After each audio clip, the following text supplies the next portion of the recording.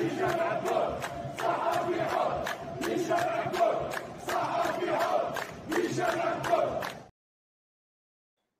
عليكم ورحمة الله عز وجل، مرحبا بكم. نظام تاع السراقين يسرقوا كل شيء، يسرقوا درهم الشعب، يسرقوا ثورة شعب، يسرقوا انتفاضة شعب. واش راح ينتج هذا النظام؟ راح ينتج السراقين طبعا. للأسف ظاهرة السرقة هذه خرجت حتى لبرا، ولما تمشي تساعد ناس منكوبين ما يلزمكش تفكر تسرقهم. للأسف هذا ما حدث للفريق الجزائري للإسعاف اللي بعثوه باش يعاون الليبيين ويسعف الليبيين، ولا يسرقوا لهم في مجوهراتهم، يسرقوا لهم في الذهب ديالهم. اي نعم، اي نعم، وهذا تشوفوه بالصوت والصورة. للأسف أنه الجزائر لحقت لهذه الدرجة هذه، للأسف الشديد الجزائر لحقت لهذه الدرجة. يعني عاد ما كان حتى واحد يشرف، ما كان حتى واحد، لا راحوا دي سبورتيف يحاربوا، لا راحوا سياسيين يبهدلوا، رئيس جمهورية يبهدل فينا قدام الأمة، قدام الشعوب، قدام الناس. هذو راحوا زعما يسعفوا الليبيين. ها واش صرا استغل.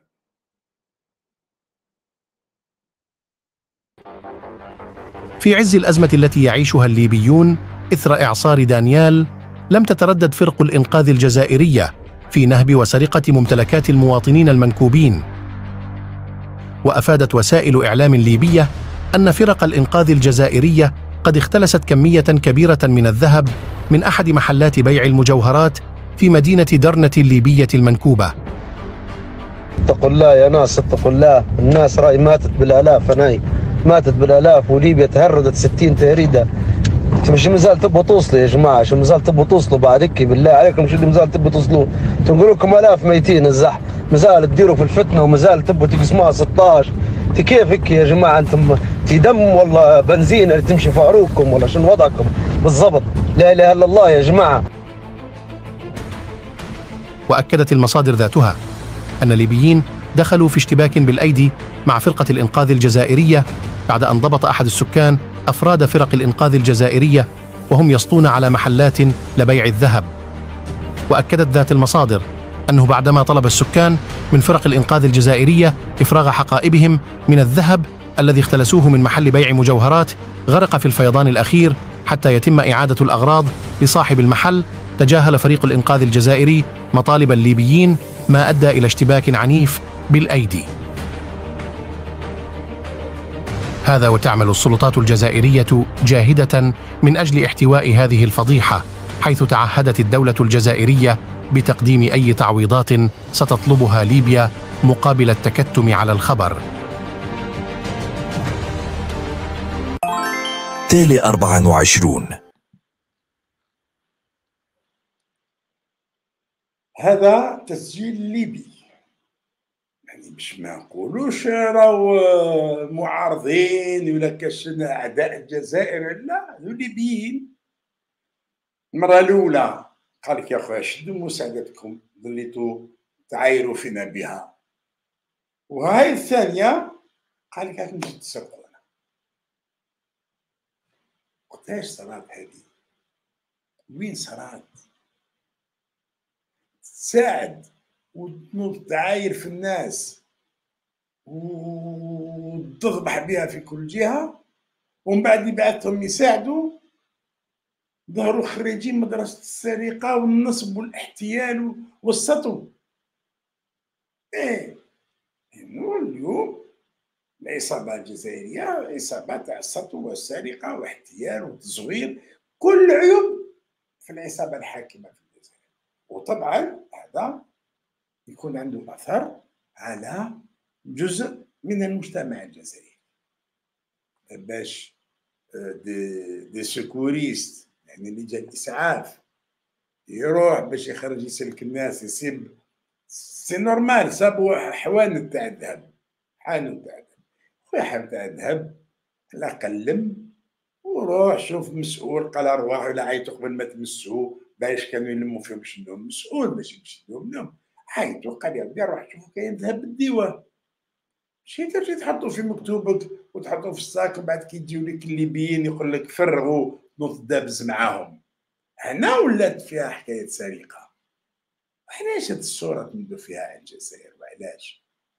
يعني ما صدوش باش ديروا تشوفوا صورتنا ديجا، راهو مشوه لنا هذا النظام، هذه العصابه راهي شوهت صوره الجزائر.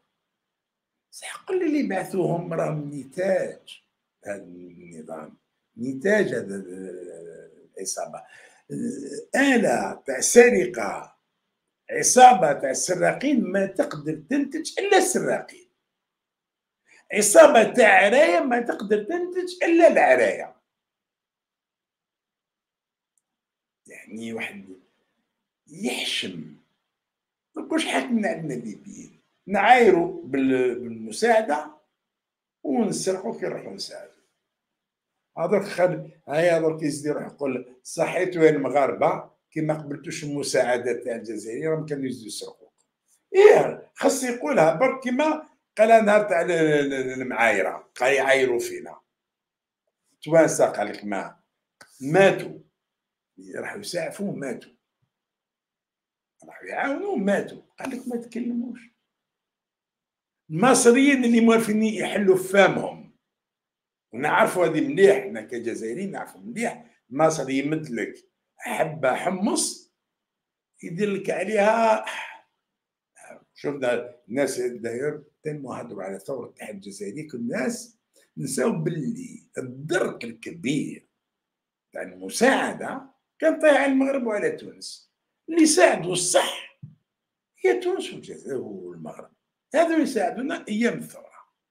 المصريين حتى لما كان السلاح يمر عليهم يجي من يوغوسلافيا ولا من الصين ولا من تشيكيا ولا من الروس يديو 10%، المغاربه ما يدوش 10% ولا التوانسه ولا، وقواعد جبهه التحرير مفتوحه، يعني ناس عاطينها. وهكذا قال لك المصريين ما عايروش، اللي عايروا هي عصابه ولاد الحرام بدات تعاير في المغاربه وما داوش عليها المغاربه، ما داوش عليها، وتعايب اليوم عايبت الليبيين وزادوا راحوا سرقوهم. ماشي عيب هذا؟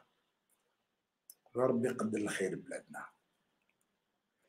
السلام عليكم ورحمه الله.